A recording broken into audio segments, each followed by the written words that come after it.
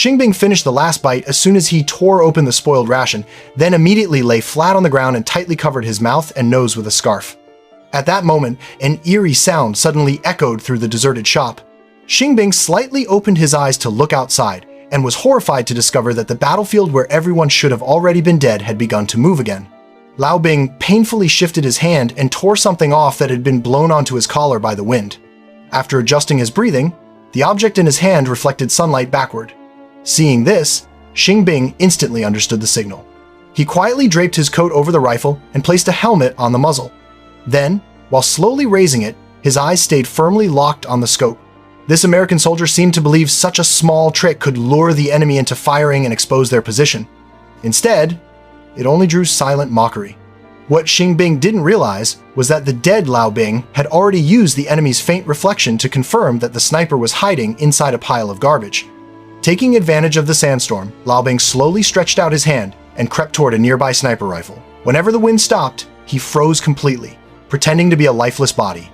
Even though Xingbing behind him was growing impatient, the cautious Lao Bing only moved when the sandstorm picked up again. Finally, he grabbed the rifle sling. Unfortunately, the wind suddenly stopped. Lao Bing didn't dare move at all, while the enemy sniper kept his sights locked on the area.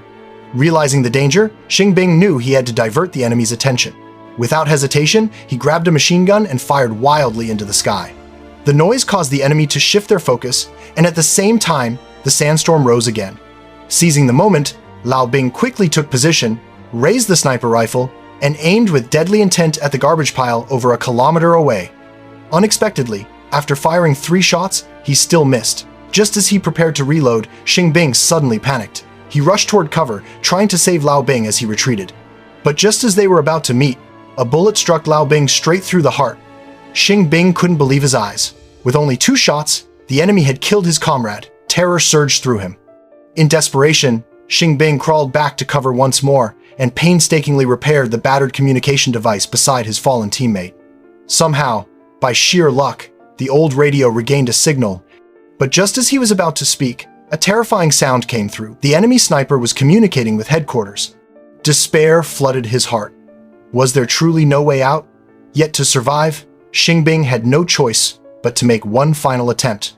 At dusk, Xingbing crawled back to the edge of cover and forcefully threw a grappling hook, pulling down a nearby machine gun. Sadly, there was only 1 bullet left.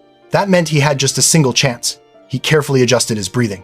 After several moments of hesitation, he deliberately shook the only cover in front of him and then shoved it down completely. Dust and chaos erupted. The enemy instantly lost sight of Xingbing's position. Seizing the opportunity, he aimed and fired his only bullet at the helicopter gunner.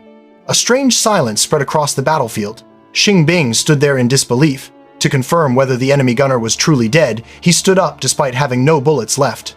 He slowly closed his eyes, waiting for death. Then suddenly, the thunderous roar of a helicopter echoed behind him. U.S.